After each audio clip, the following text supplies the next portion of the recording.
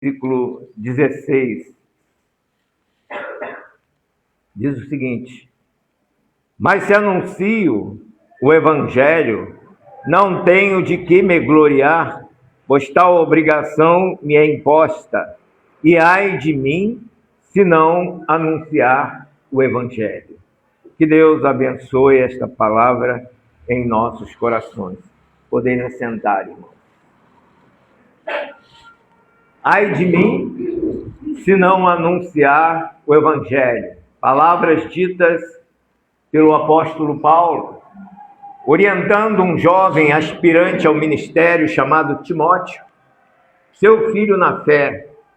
Paulo, então, ele fala que o Evangelho de Jesus Cristo precisava ser pregado como obrigação por cada um de nós. E eu quero lhe apresentar, nesta oportunidade, duas informações que talvez você nunca tenha ouvido, quiçá não tenha atentado para a gravidade de uma conduta passiva, face o perigo que ronda a volta de todos aqueles que não sabem, não querem saber o que Deus espera de cada um desta vida. Tem pessoas que não creem em Deus, tem outras que desprezam a Deus, vivendo como se Ele não existisse. A primeira informação que nos é dada nesta mensagem é: nós não somos donos de nossa própria vida. Eu creio que todos hão de concordar com essa expressão. Quem usa esse jargão, a vida é minha, ninguém tem nada com isso. Há pessoas que sempre repetem esta frase: a vida é minha, ninguém deve se meter em minha própria vida, eu sou o dono dela. Mas quem pronuncia tais palavras está inteiramente equivocado. Sabem por quê? Alguém aqui pôde escolher seus genitores que lhe trouxeram ao mundo?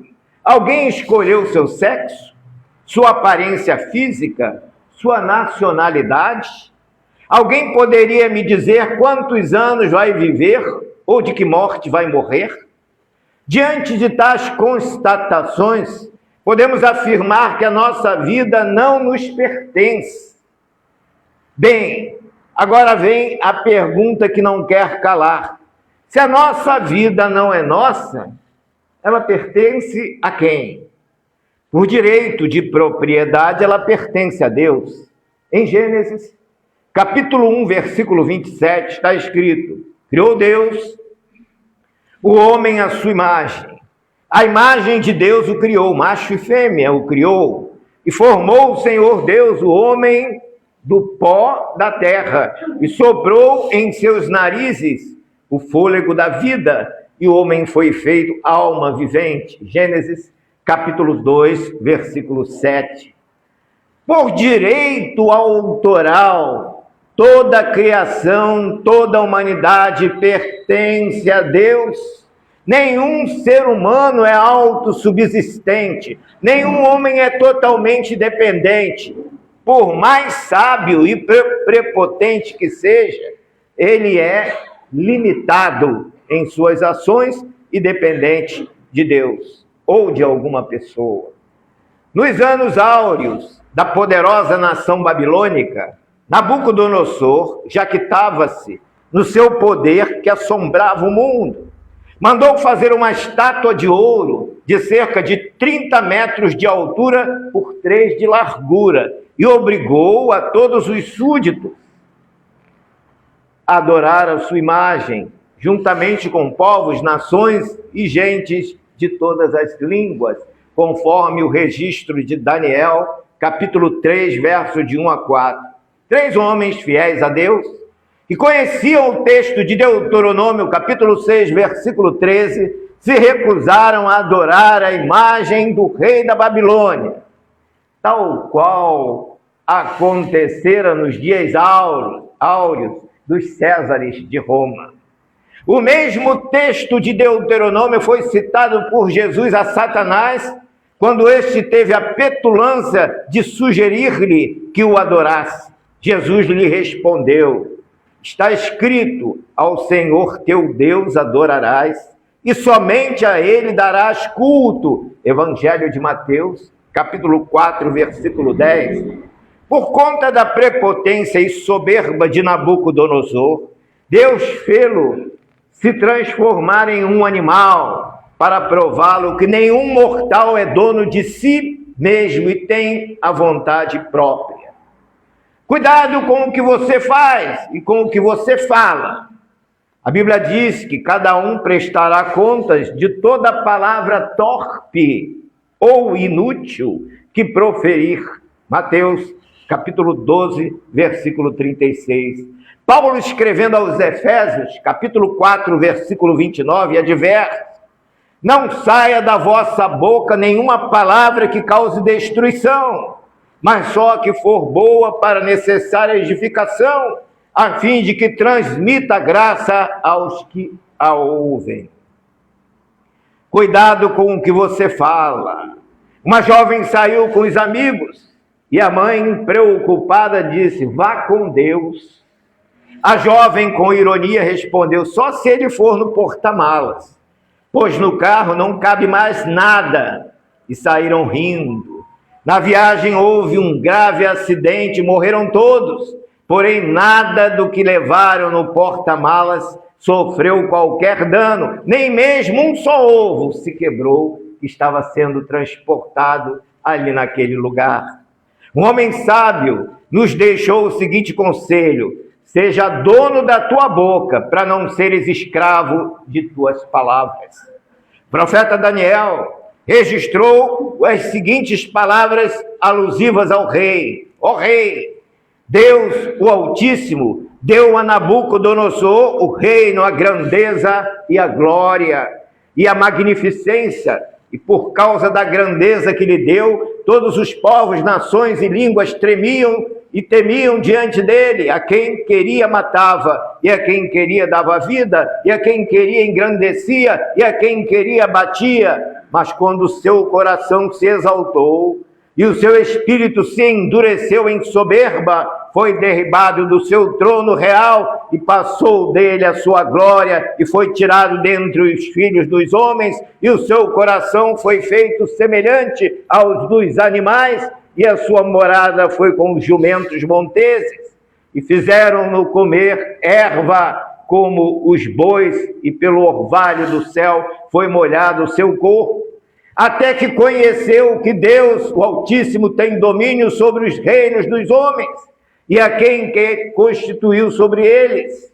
Daniel, capítulo 5, versículos 18 a 21. Um homem construiu um robô. O robô cresceu e se tornou famoso. E um dia esse robô se rebelou contra o seu dono. O dono, então, para evitar um mal maior, desmanchou o robô e ele deixou de existir. Aqueles que se rebelam contra Deus podem não só deixar de existir, como também podem ser corrigidos por Ele. A Bíblia diz que o homem foi criado para louvor da glória de Deus. Isaías, capítulo 43, versículo 7. Ele não foi criado para a sua própria glória, como diz o apóstolo Pedro na esteira do profeta Isaías. Porque toda a carne é como a erva, toda a glória do homem é como a flor da erva. Secou-se a erva, caiu a flor, mas a palavra do Senhor permanece para sempre, e esta é a palavra que entre nós foi evangelizada. Todos nós temos que saber que, se não servirmos ao Senhor, que é o nosso dono, serviremos ao diabo, que se apropriou do mundo material para seduzir povos e nações da terra. Adão deixou de servir a Deus para servir ao diabo. Por conta dessa atitude, foi expulso do jardim do Éden. Gênesis, capítulo 3. Caim se rebelou contra Deus, se tornou fugitivo e vagabundo, errante pelo mundo, até que toda a sua posteridade foi dizimada nos dias de Noé, com o dilúvio sobre a terra. Gênesis capítulo 6. Deus deu oportunidade à humanidade, levantou patriarcas, profetas e juízes, mas o povo continuava rebelando-se contra Deus, fazendo o que queria, sem ouvir a voz do Senhor. Os mandamentos do Senhor eram desprezados, como os são nos dias atuais.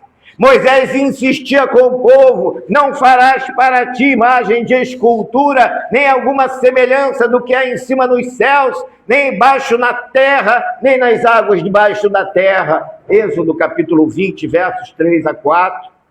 Não terás outros deuses diante de mim. A Bíblia está proibindo fazer imagem de Deus, de Jesus Cristo, de Maria, de Pedro, de João, de se prostrar diante delas. A Bíblia proíbe fazer imagens de criaturas e adorá-las.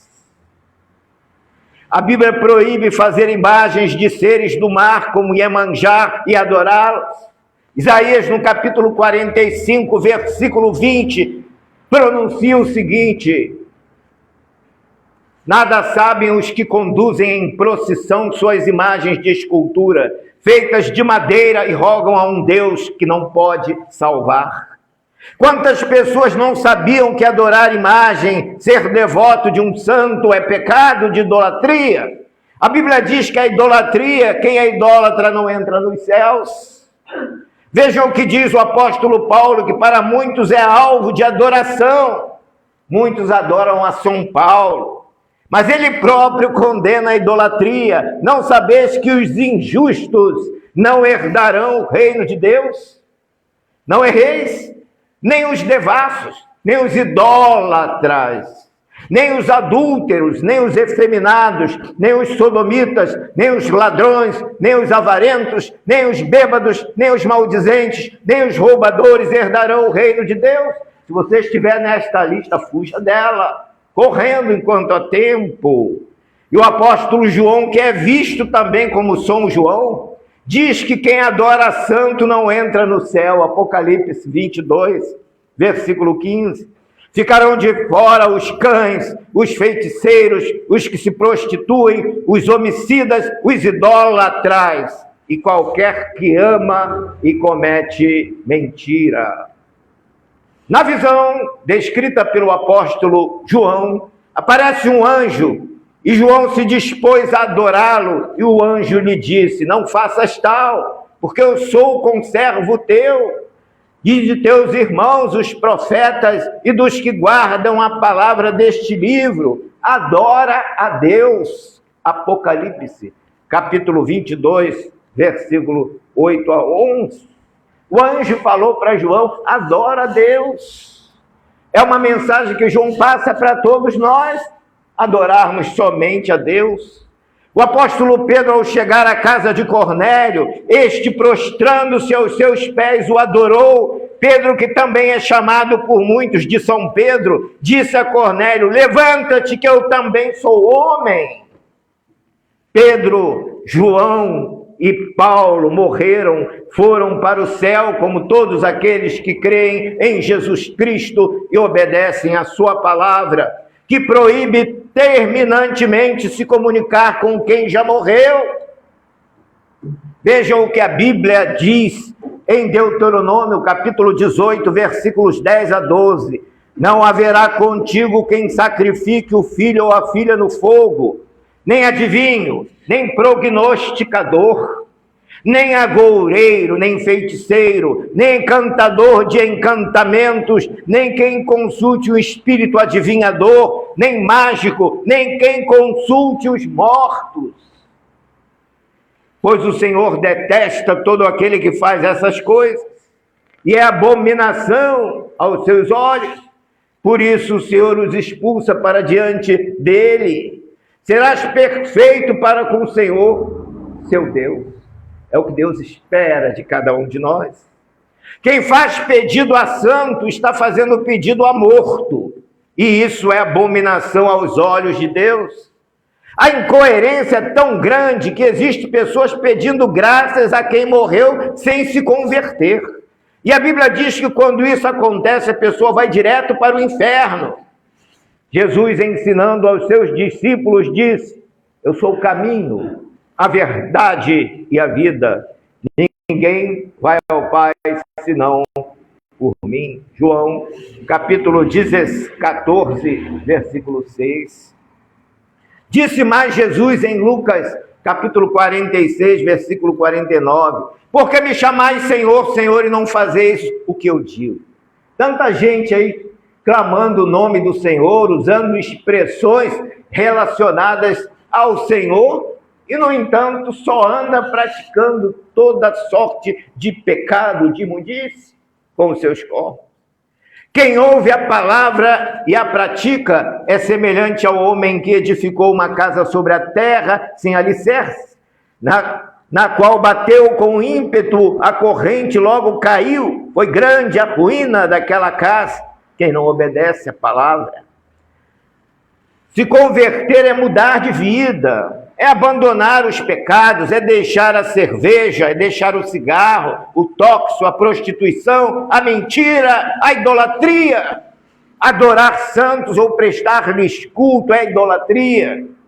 Quantos fiéis se deslocam de várias partes do país e até do mundo para visitar a Basílica de Aparecida do Norte? Quantos veneram Maria e a têm como a padroeira do Brasil? Maria foi uma mulher santa, mas não pela sua canonização, e sim pela sua fé em Deus e sua conversão a Jesus Cristo. A palavra santo, tanto no original hebraico quanto grego, significa separado em vida do pecado para servir a Deus. Maria já era santa antes de ser escolhida para gerar o Filho de Deus.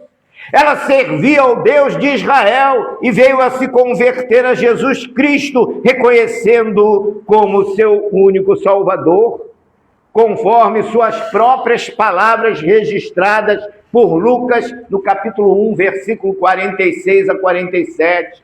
A minha alma engrandece ao Senhor, e o meu espírito se alegra em Deus, meu Salvador. Maria aceitou Jesus como seu Salvador. O anjo Gabriel, ao saudá-la, antes de dar-lhe a notícia da sua maternidade, usou a seguinte expressão: salve agraciada, o Senhor é contigo, bendita és tu entre as mulheres. Notem que Maria nunca foi cheia da graça, ela foi agraciada por Deus. Este sim é que tem a plenitude da graça. Maria era uma jovem judia temente a Deus, como muitas na sua época. Aprouve a Deus escolhê-la para ser a mãe de Jesus, cumprindo assim a profecia de Isaías, capítulo 7, versículo 14. Eis que uma virgem conceberá e dará à luz um filho que será chamado Emanuel, que quer dizer Deus conosco. Um outro detalhe importante é que não existe nenhuma passagem na Bíblia que nos dê o menor indício de que Maria deveria permanecer virgem perpetuamente. Pelo contrário, Mateus afirma no capítulo 1, versículo 18 a 25, que ela era desposada com José e, de acordo com a cultura judaica, ainda não havia sido conhecida por ele. Ou seja, eles ainda não haviam se coabitado, tendo relações físicas um com o outro. Corroborando este texto, Marcos registra em seu evangelho o nome dos filhos biológicos de Maria e de José.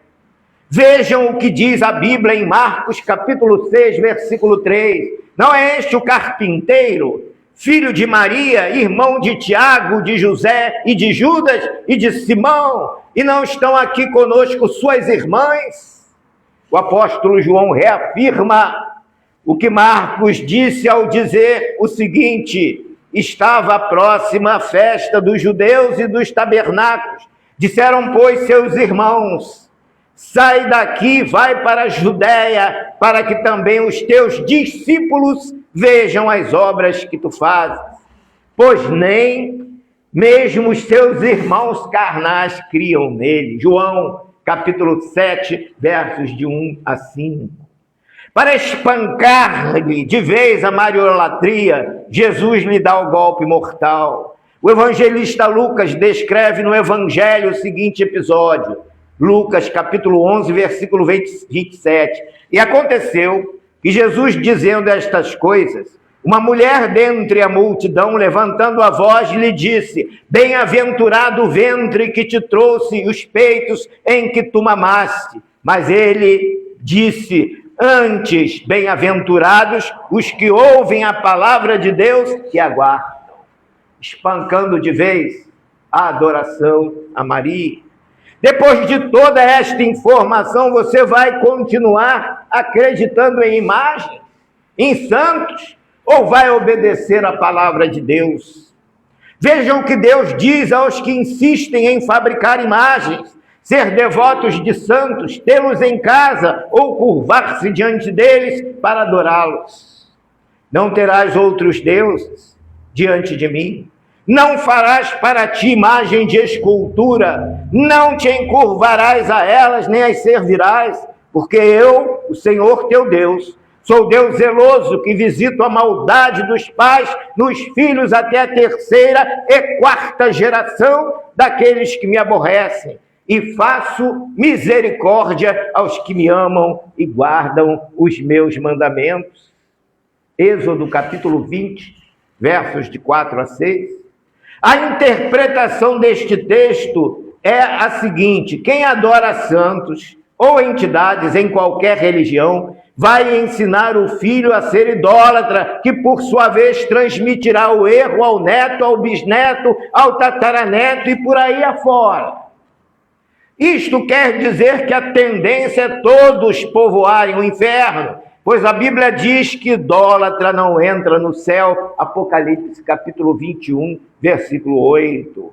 A segunda informação que pretendo passar nesta oportunidade é que nenhuma pessoa entra no céu porque é boa, nem deixa de entrar porque é má.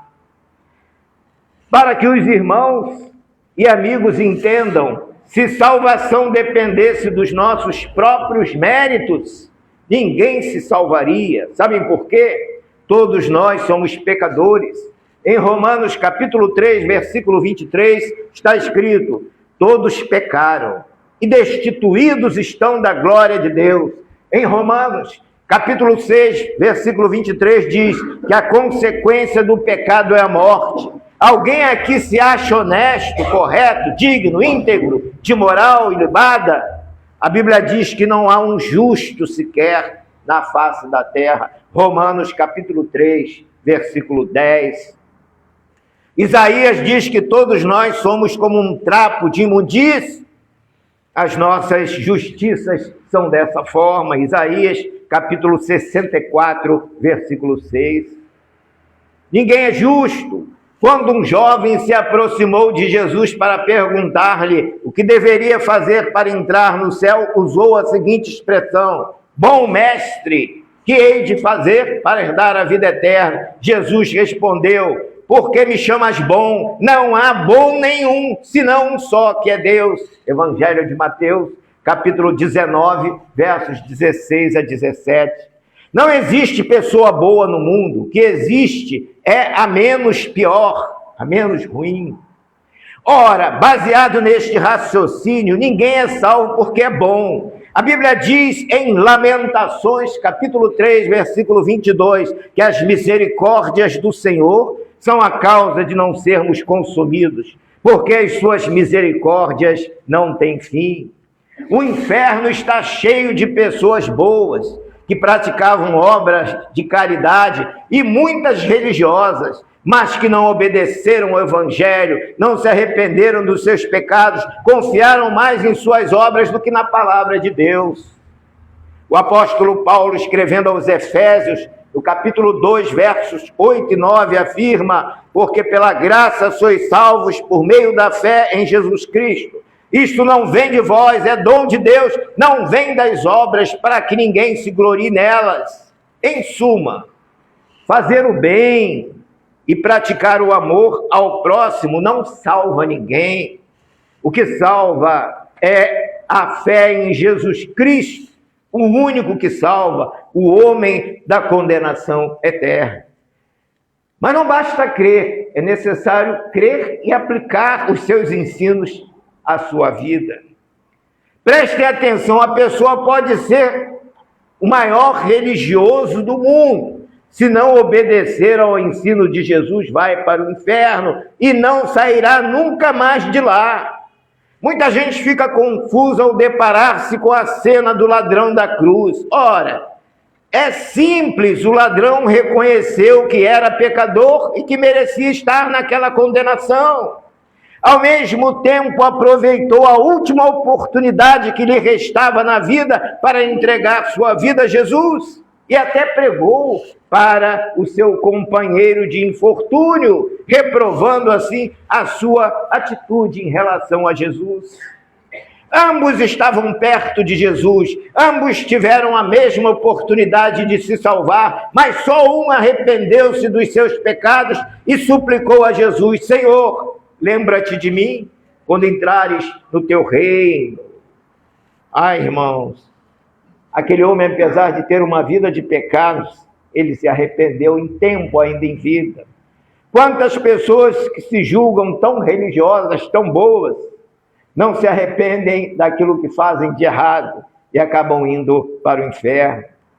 Jesus disse para aquele ladrão: em verdade vos digo que hoje mesmo estarás comigo no paraíso. Lucas capítulo 23, versos 42 a 43.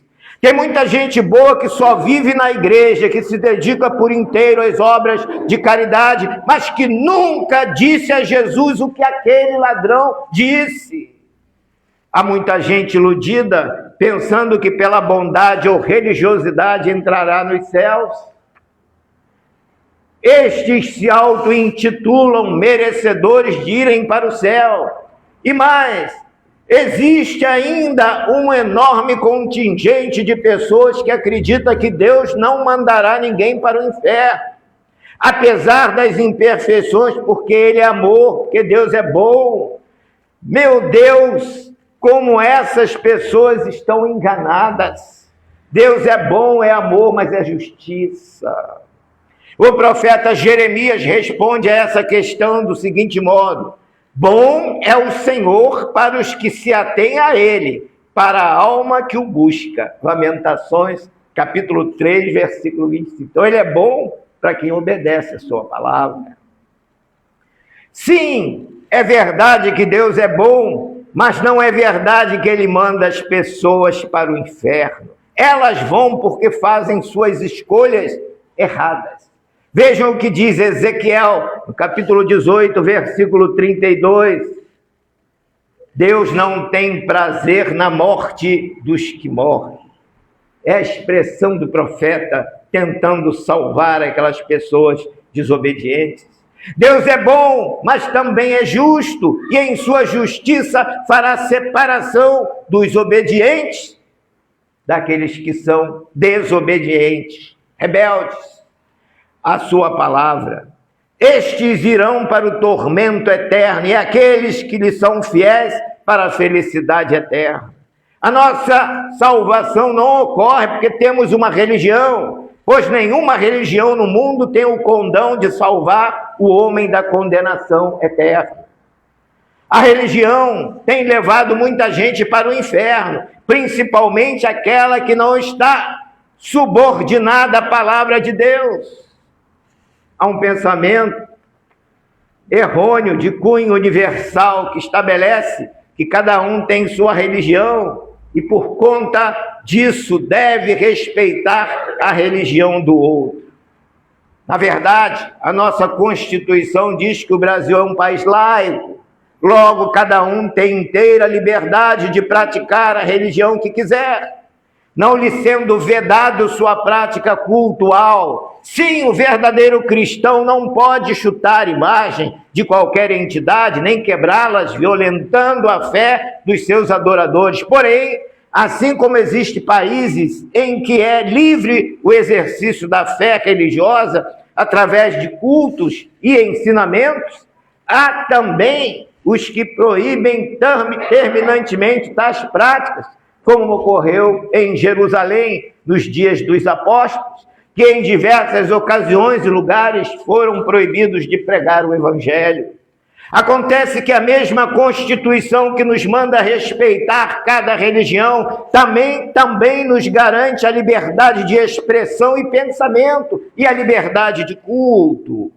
Artigo 5º da Constituição Federal também é um direito estabelecido mundialmente pela Declaração Universal dos Direitos Humanos da ONU.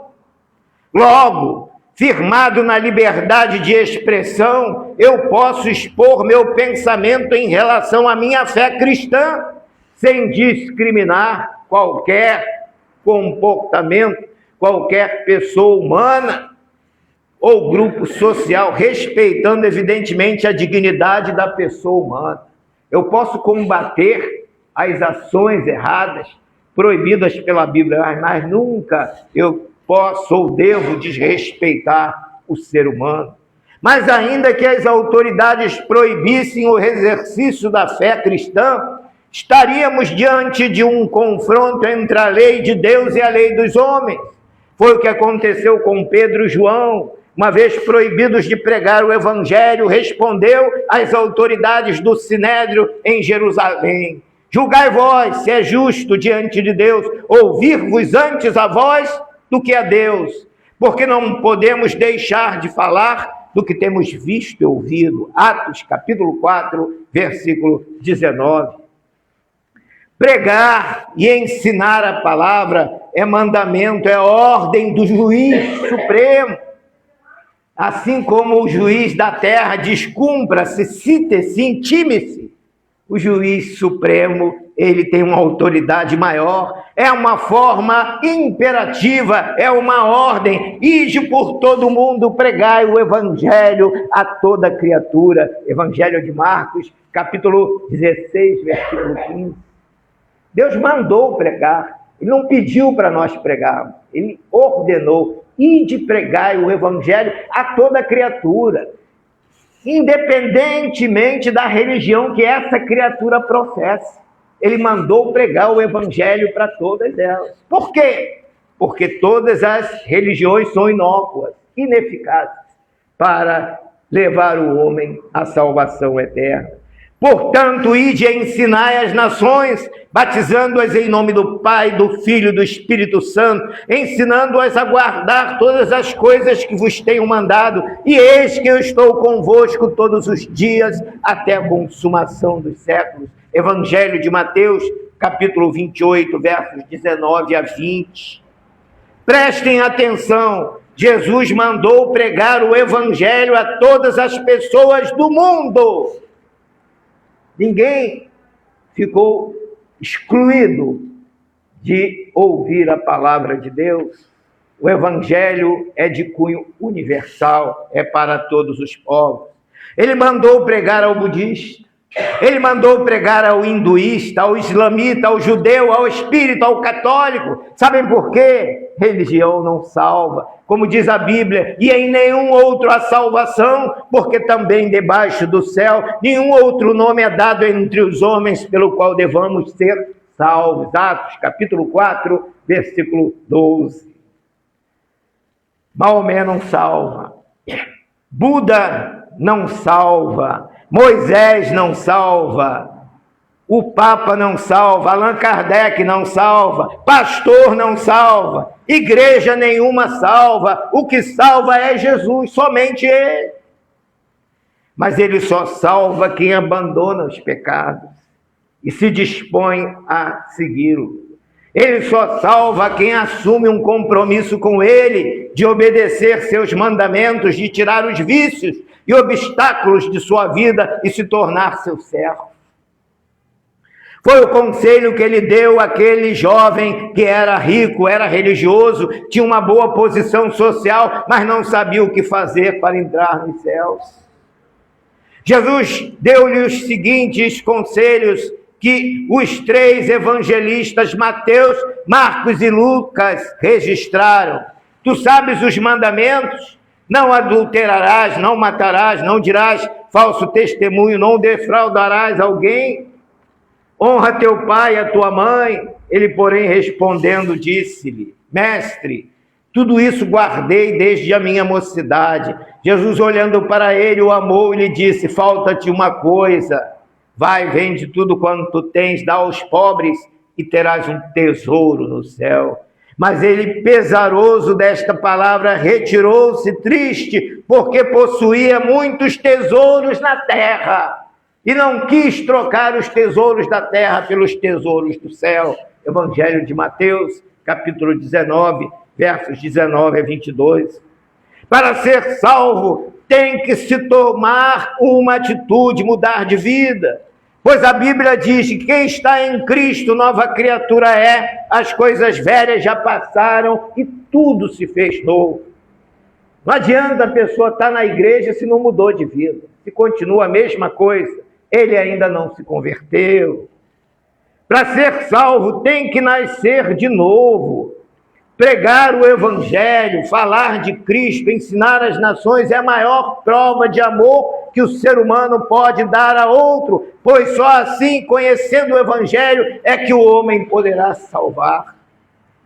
Como diz o apóstolo Paulo, porque não me envergonho do Evangelho de Cristo, porque é o poder de Deus para a salvação de todo aquele que crê. Romanos capítulo 1, versículo 16. Porque está escrito, todo aquele que invocar o nome do Senhor será salvo. Como, pois, invocarão aquele em que não creram? Como crerão naquele de quem não ouviram? E como ouvirão se não há quem pregue? E como pregarão se não forem enviados? Como está escrito, quão formosos são os pés dos que anunciam a paz, dos que anunciam coisas boas. Mas nem todos obedecem ao Evangelho, pois Isaías diz, Senhor, quem creu na nossa pregação? A fé vem pelo ouvir, e ouvir a palavra de Deus, Romanos capítulo 10, versículos 13 a 17. Pregar a verdade não é desrespeitar a religião de ninguém, tampouco é intolerância religiosa. Pregar o Evangelho é uma imposição, uma ordem do Supremo Juiz. Como diz o apóstolo Paulo no texto que lemos, se prego o Evangelho, é porque me é imposta esta obrigação, mas ai de mim, se não pregar o Evangelho. Façamos coro com o apóstolo Paulo, ai de nós, se não pregarmos o Evangelho. Que ele assim nos abençoe. Amém.